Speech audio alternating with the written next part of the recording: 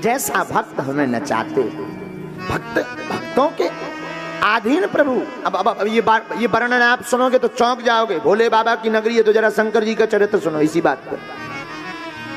आहा हा, भूत भावन भोले बाबा, इनका एक नाम है भोले। क्या नाम है इनका? भोले बाबा। अरे क्या कहना भोले बाबा के बारे में। अच्छा, भोले बाबा का चेला कौन? रावण। रावण को कहते हैं दस कंधर। क्या कहते हैं? दस कंधर। लेकिन आप विचार करो, भोले बाबा किसके भक्त हैं? बोलो, राम जी के। अच्छा, रावण किसका विरोधी था? राम जी का। आप लोग स्वयं विचार करो, देवताओं ने एक बार कहा भी भोले बाबा से, बाबा और तो सब ठीक है, जो बताओ तुम्हारा चेला राम जी से विरोध कर रहा, समझाओ इतनी चेला। शंकर जी हंस के बोले भाई क्या समझाएं, वो हमारे सामने आता है तो हंसता और है। तो महात्मा बोले मतलब? बोले जैसे ही हमारे सामने आता है तो हम कहते भाई ठीक से चलो, तो वो आते ही हाथ जोड़ के कहने लगता गुरुजी इधर देखो इधर। तो शंकर जी बोले क्या देखो? तो वो कहने लगता तुम्हारे तो 5 ही मूड हैं, ते तो 10 है। अब आप हमें क्या समझाओ? हाँ, ऐसे लोगों की बड़ी कई चेला। अच्छा, गुरु कई लोग अच्छे होते हैं पर चेला भी चित्र। हमारे टिल्लू गुरु ने एक चेला बनाओ, चंगीलाल। चंगीलाल इतना उपद्रवी, महाआलसी। रात के समय पानी, बरसात, जैसे अभी बरसात का मौसम है, बरसात का मौसम था तो बरसात के मौसम में गुरु चेला 2 ही जने बैठे रहे। बारिश में गौ माता बाहर बंधी थी। टिल्लू गुरु बोले चेले जी गुरुदेव, जरा गौ माता को बंधन से तो खोले आओ, बारिश में भीग जाएंगी, ठंड लग जाएगा। चेला इतना आलसी के हाथ जोड़ के बोला गुरुदेव माफ करना, बंधन खोलने का काम तो आप जैसे महापुरुषों का है, हमारे जैसे मूर्ख कहां बंधन खोल पाएंगे। गुरुजी समझ गए महाआलसी है, इसे नहीं जाना। बोले भाग, बेफिजूली के प्रवचन प्रारंभ कर रहा है, बैठ शांत। गुरुजी गए, जब गौ माता स्वयं उन्होंने दूसरी तरफ बांधो। अब रात हो गई तो शाम सी हो आई, तो गुरुजी ने पूछा अच्छा भाई अब गौ माता को तो नहीं तूने बांधा, एक काम कर जरा देखिया बारिश बंद हुई कि नहीं हुई। चेला भी इतना ऊंचो। बोलो गुरुजी ये जो बिल्ली आई है ना, बाहर से आई है, इसके ऊपर हाथ फेर के देखो, अगर गीला है तो समझना हो रही, और सूखी है तो समझना बंद हो गई। गुरुजी भी बोले अच्छा चेला, गुरु नहीं, चेला नहीं गुरु या फंस गो। अब रात हो गई, दीपक जल रहा था, सब शयन करने लगे। गुरुजी बोले अच्छा भाई चेला अब कुछ काम तो किया नहीं, कम से कम दीपक तो बंद कर दे, तेल जल जाएगा, कल के काम आएगा,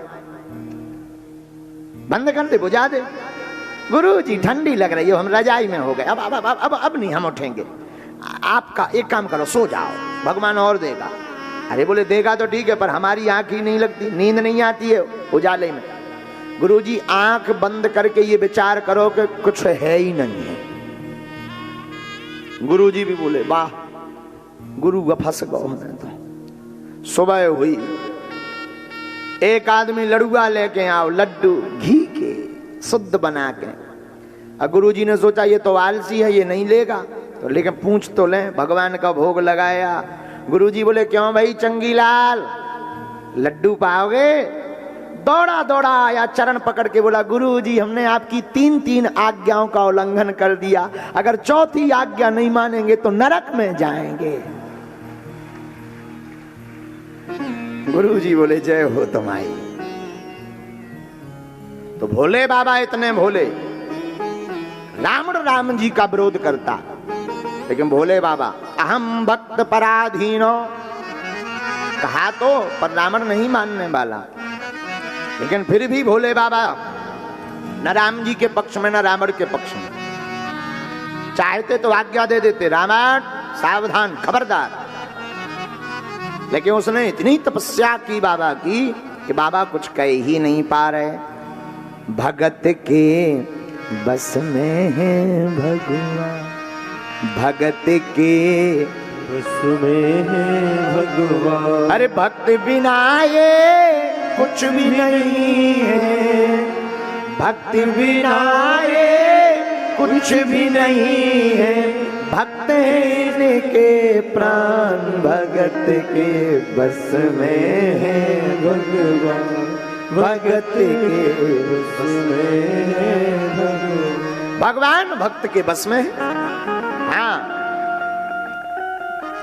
ना तथा में प्रियतम आत्मयोनिर्न संकरः, ना चा संकर्षणो ना श्री नैवात्मा चा यथा भवान।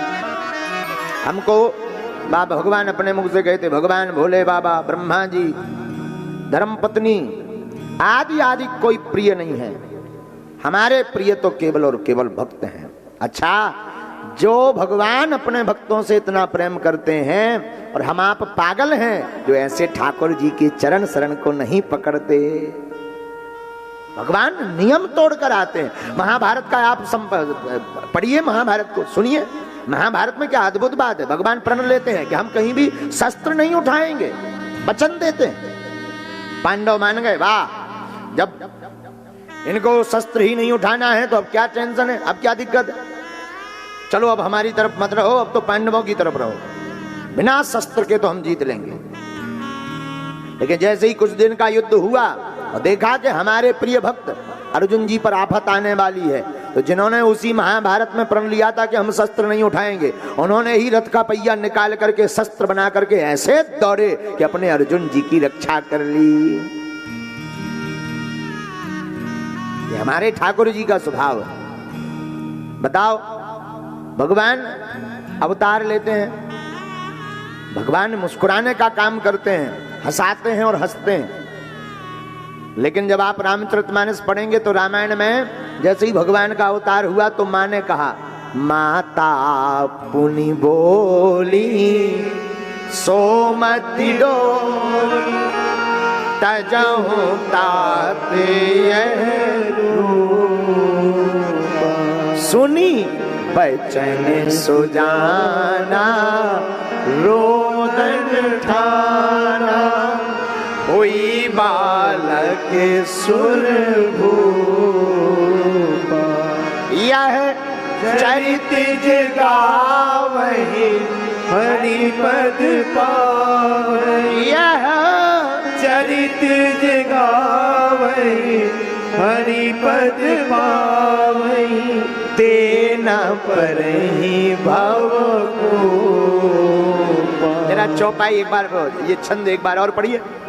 सुनी बचन सुजाना रोदन ठाना हुई बालक सुरभूपा। माँ के बचनों को सुन करके राम जी रोए। कौन रोए? राम जी। राम जी ब्रह्म है, ब्रह्म रोए। बोले क्या? भगवान भक्त के बस में है, इसलिए हमारे ठाकुर जी मां की भक्ति के कारण रो पड़े। वरना उन्हें क्या रोने की जरूरत, सीधा अवतार लेते, झंझट खत्म। लेकिन रोना पड़ा राम जी को, क्योंकि राम जी अहम भक्त पराधीनो